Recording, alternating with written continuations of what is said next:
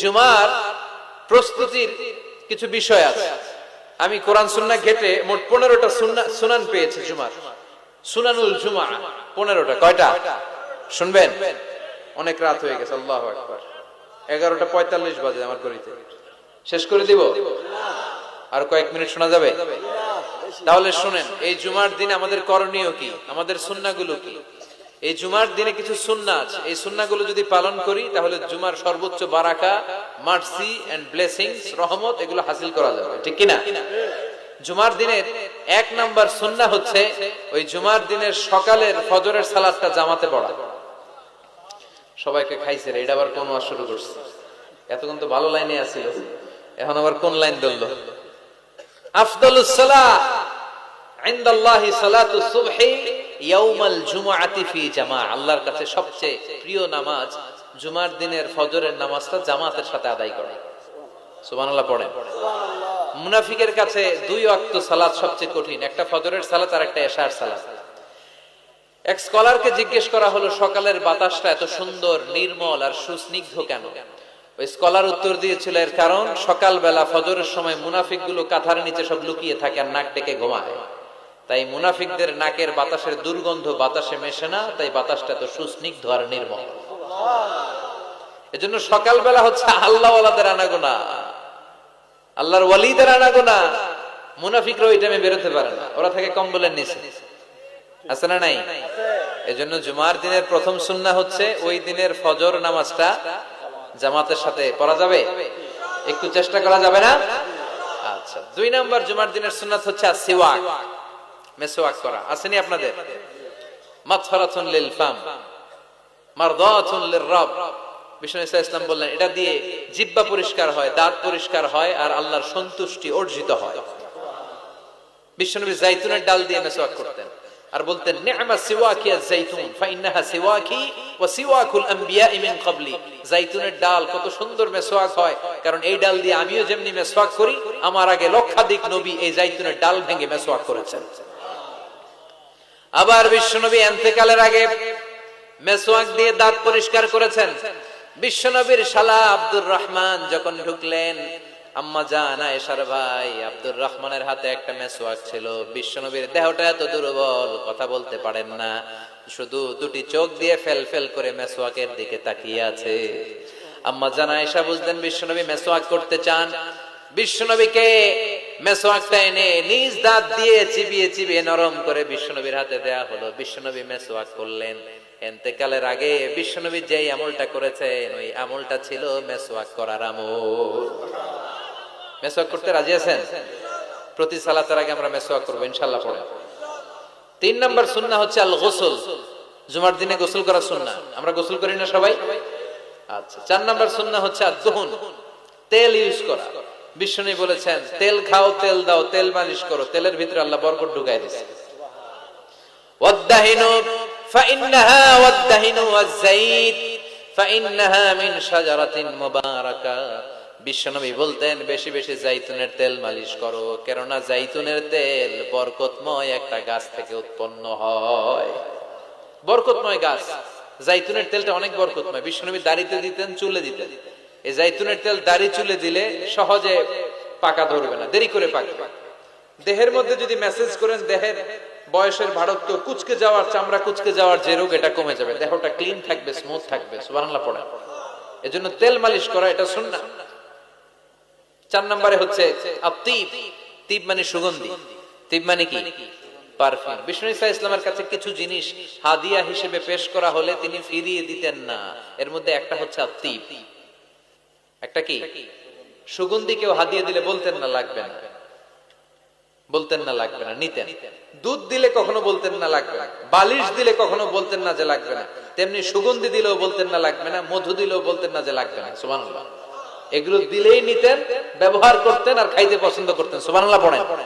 এই যে আমরা বালিশ দিই, সেটা কিন্তু বিশ্বনবীর সুন্নাহ। আল্লাহ রাসূল সাল্লাল্লাহু আলাইহি ওয়াসাল্লাম বালিশের ট্যাগ দিয়ে বসতে পছন্দ করতেন। আলহামদুলিল্লাহ পড়েন। তার মানে সুগন্ধি ব্যবহার করা সুন্নাহ। আবার বিশ্বনবী বলতেন, আরবাউন মিন সুনানিল মুরসালিন। 4টা আছে সব নবীদের সুন্নাত। এর মধ্যে একটা হলো আল হায়া, লজ্জাশীলতা, লাজুকতা। সব নবীরা লাজুক ছিলেন। 2 নম্বরে আতিব, সুগন্ধি ব্যবহার করা। 3 নম্বরে আসওয়াক, মেসওয়াক ব্যবহার করা। 4 নম্বরে নিকাহ, বিয়ে করা। সুবহানাল্লাহ পড়ে। এই 4টা সুন্নাহ সব নবীদের সুন্নাহ, এজন্য পারফিউম ইউজ করবেন। এরপরে জুমার আরেকটা সুন্নাত হচ্ছে আল লিবাস আহসানুস সিয়াব, সবচেয়ে সুন্দর জামাটা পরা। কারণ আল্লাহ নিজে সুন্দর, ইন্নাল্লাহা জামিল ওয়া ইউহিব্বুল জামাল। আল্লাহ নিজে সুন্দর, তাই সব সৌন্দর্যকে আল্লাহ পছন্দ করেন, ঠিক কি না? এই মহাবিশ্বের সবচেয়ে সুন্দর কে? দুনিয়া সুন্দর, মানুষ সুন্দর, আসমান সুন্দর, জমিন সুন্দর, সুন্দরে সুন্দরে পাল্লা। জানি না কত সুন্দর তুমি আল্লাহ, জানি না কত সুন্দর তুমি আল্লাহ। সুবহানাল্লাহ পড়ে। ইন্নাল্লাহা জামিল ওয়া ইউহিব্বুল জামাল, তিনি সুন্দর আর তিনি সৌন্দর্যকে পছন্দ করেন। বিষ্ণু ইসলাম বলেছেন, ইন্নাল্লাহা ইউহিব্বু আইয়ারা আসারা নি'মাতিহি আলা আবদি। আল্লাহ তার বান্দার উপর তার নেয়ামতের বহিঃপ্রকাশ দেখতে পছন্দ করেন। আপনি যদি ধনী হন, আপনার ধনীর একটা প্রকাশ যেন আপনার দেহে থাকে, এতে কোনো সমস্যা নাই। আপনি 1000 কোটি টাকার মালিক, আপনি ছিঁড়াফাড়া জামা পরছেন কেন? কিপটামি করতে বলছে কি আপনাকে? আপনি সুন্দর চমৎকার জামা পরবেন আর শুকরিয়া করবেন কার? আল্লাহ। কথায় কথায় বলবেন শুকরান লা ফখরান, শুকরিয়া আল্লাহর, ফখর করছি না। কারণ আল্লাহর দেয়া নেয়ামতের একটা বহিঃপ্রকাশ, সিম্পটম আল্লাহ আপনার দেহে, আপনার গায়ে, আপনার চলনে বচনে দেখতে পছন্দ করে। সুবহানাল্লাহ পড়ে। এজন্য জুমার দিন সুন্দর জামা পরে যাওয়া সুন্নাহ। এরপর আরেকটা সুন্নাহ হচ্ছে ইকসারুস সালাহ আলা রাসূলিল্লাহ, আল্লাহ রাসূলের উপর বেশি বেশি দুরূদ পড়া। বিশ্বনবী বলেন, জুমার দিন বরকতময় দিন, এই জন্য এই দিনে তোমরা আমার উপর আকসিরু আসসালাতা আলাইয়া, আমার উপর বেশি বেশি তোমরা দুরূদ পড়বা। ফা ইন্না সালাওয়াতাকুম মা'রুদাতুন আলাইয়া, কেননা তোমাদের দুরূদ আমার কাছে পেশ করা হবে। সাহাবারা বললেন, কাইফা সালাওয়াতুনা মা'রুদাতুন আলাইকা ইয়া রাসূলুল্লাহ ওয়া ক্বাদ আরিমতা। ও নবী, মরার পরে আপনি পচে গলে মাটির সাথে মিশে যাবেন, মিশে যাওয়ার পরে আমাদের সালাতগুলো কে আপনার কাছে পৌঁছাবে, কেমন করে পৌঁছাবে? বিষ্ণু বললেন, ইন্নাল্লাহা হারামা আলাল আরদি আন তাকুলা আজসাদাল আম্বিয়া, আল্লাহ তাআলা জমিনের মাটির জন্য নবীদের দেহ খাওয়াকে চিরকালের জন্য হারাম করেছেন। জমিনের মাটি আমারে খাবে না। আল আম্বিয়াউ আহইয়াউন ফি কুবুরিহিম ইউরযাকুন, নবীরা কবরে জীবিত আর তাদেরকে রিজিক দেয় কে? তবে এই জীবিতটা আমরা এখন যেমনি জীবিত, এই জীবিত নয়, এটা আলামুল বারজাখে, নবীদের জন্য স্পেশাল একটা স্ট্যাটাস। কোন সুবহানাল্লাহ। এজন্য এই দিনে বেশি বেশি বিষ্ণু ঈসা ইসলামের উপর দুরূদ পড়ার দরকার আছে না নাই? এরপরে বিষ্ণু বললেন, আরেকটা সুন্নাহ হচ্ছে সূরাতুল কাহফ তেলাওয়াত করা। কোন সূরা? একেবারে কোরআনের মাঝখানে, জানেন? এটা একেবারে কয় পারায়? 15 পারায়। এমন কি এই সূরা কাহফের মাঝখানে একটা শব্দ আছে, ওয়ালিয়াতালাত্তাফ। দেখবেন কোরআনের সব শব্দ বাক্য এক মানে ফন্টে লেখা, এই ওয়ালিয়াতালাত্তাফ এটা আলাদা ফন্টে মোটা করে লেখা, কারণ এটা হচ্ছে মিডল অফ দা কোরআন, কোরআনের একেবারে মাঝখানে। এটার আগে যত শব্দ তার পরে তত শব্দ, এটার আগে যত অক্ষর তার পরে তত অক্ষর। সুবহানাল্লাহ পড়ে। ওয়ালিয়াতালাত্তাফ আছে না নাই? এই সূরাটা যদি কেউ পড়ে, অনেকগুলো ফজিলত। 1 নাম্বার ফজিলত, ইয়াকুনু লাহু নূর ইয়াউমাল কিয়ামা, এই সূরাটা কিয়ামতের দিন তার জন্য একটা আলোকবর্তিকা হবে, আর এই আলো দিয়ে সে ফুলসিরাত পার হয়ে যাবে।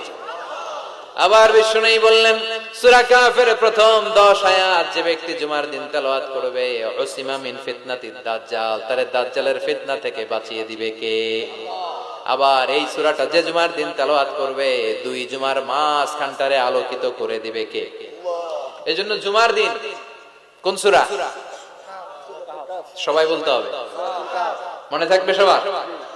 এরপর আত-তাবকির ইলাল মসজিদ, মসজিদে আগে আগে যাওয়া, আমরা আগে আগে যাওয়ার চেষ্টা করব। এরপর আল মাশিউ আলাল আকদাম, পায়ে হেঁটে যাওয়া সুন্নাহ। পায়ে হেঁটে, দূরের জায়গা হলে cycle, Honda, CNG, private car দিয়ে আপনি যেতে পারেন, সমস্যা নাই। যদি সুযোগ হয় পায়ে হেঁটে যাবেন, এটাতে সওয়াব বেশি না কম? এরপরে আদম তাখাত্তি রিকাবান নাস, মানুষের ঘাড় ডিঙ্গিয়ে যাওয়াকে বিশ্বনবী নিষেধ করেছেন। অনেকে আসে দেরিতে, যেতে চায়, আগে আসে না নাই? জুমার দিন আসছে সবার শেষে, মানুষের ঘাড়টা ডিঙ্গিয়ে সামনের কাতারে যেতে চায়। এই মসজিদটা সবার, এখানে কাউকে কষ্ট দিয়ে ধাক্কা মেরে নিজের সামনে যাওয়া যাবে না। There is no difference between black and white, upper and lower, between the richer section of the society and poorer section of the society, between the prime minister, between the president and rickshaw puller, labor and factory worker. Everyone is completely equal. totally equal, 100% equal in the eyes of Islam. চিল্লায় কোন ঠিক কি না? ইসলাম বলে সাদা কালোয় পার্থক্য নাই, ধনী গরিবে পার্থক্য নাই, প্রধানমন্ত্রী, প্রেসিডেন্ট, কুলিওয়ালা, ঠেলাওয়ালা, দিন মজুর, ফ্যাক্টরি ওয়ার্কারের মধ্যে পার্থক্য নাই। পার্থক্য এক জায়গায়, ইন্না আকরামাকুম ইনদাল্লাহি আতকাকুম। যার হৃদয়ের মধ্যে আল্লাহর ভয় বেশি, সেই কিয়ামতের দিন হবে সেরা। ঠিক কি না? এজন্য মসজিদে সবার জন্য জায়গা সমান। আপনি কাউকে ডিঙ্গিয়ে ধাক্কা মেরে সামনে যেতে চাইবেন না। বিশ্বনবী জুমার খুতবা দিচ্ছেন, শুনতেছেন? জুমার খুতবা দিচ্ছেন, তিনি দেখলেন পেছন থেকে একজন সব সাহাবীদেরকে ঘাট ডিঙ্গিয়ে আসতেছেন। বিশ্বনবী বলেন, এজলিস, বসো মিয়া, ফাকাদ আদাইতা ওয়া আনাইত। আসছো দেরি করে, আবার সবার কষ্ট দিচ্ছ, আসছো দেরি করে আর কষ্ট দিচ্ছ সবাইকে। এজলিস, যেখানেই জায়গা পেয়েছো ওখানেই বসে যাও। এজন্য গ্যাপ পেলে যে বসবেন, কিন্তু ধাক্কা ধাক্কি করে জায়গা নাই, অন্যজনের কষ্ট দেয়া যাবে।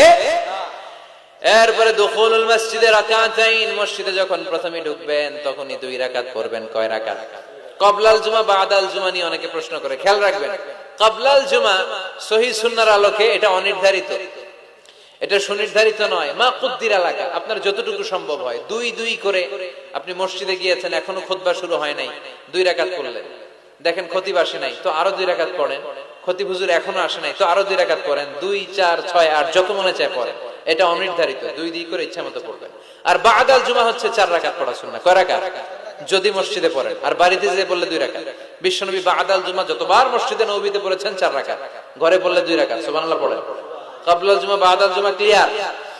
এরপরে বিশ্বনবী বললেন, আল ইনসাত ওয়া হুসনুল ইস্তিমা। যখন জুমার খুতবা চলবে কোনো কথা বলা যাবে না, কান দুইটা খরগোশের মতো খাড়া করে খুতবা শোনার দরকার আছে রাডাই। ইদা কুলতা, বুখারীর হাদিস, ইদা কুলতা লি সাহিবিকা ইয়াউমাল জুমআতি আমসিত ফাকাদ লাগাউতা। তুমি জুমার দিন খুতবা চলাকালীন সময়ে দুইজন কথা বলতেছে, তুমি যদি ওদেরকে থামতে বলে, এই থামো, এটাও তুমি ভুল কাজ করছো। তুমি থামতে বলছো কেন? এই থামো বলে তুমি আরেকটা কথা বাড়াইছো। ঠিক কি না? এই থামো, এটাও বলার দরকার নেই। ফাকাদ লাগাউতা, তুমি অনর্থক কাজ করেছো।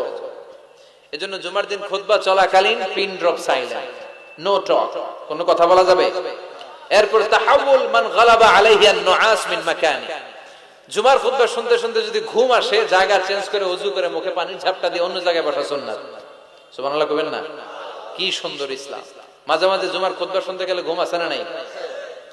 জুমার দিন ঘুমাই নাই এমন কোন আল্লাহর ওলি আছে নাকি এই জায়গায়? আমি কত ঘুমাইছি ছোটবেলা, মসজিদে ঢুকলেই খালি ঘুম আসতো। সুবহানাল্লাহ কইবেন না? কারণ আমরা ঢুকার সময় কি পড়ি? আল্লাহুম্মা আফতাহ লি আবওয়াবা রাহমাতিক, আল্লাহ রহমতের সব দরজা খুলে দাও। এত রহমত ঢালে, রহমতের ঠেলায় খালি ঘুম। আছে না নাই?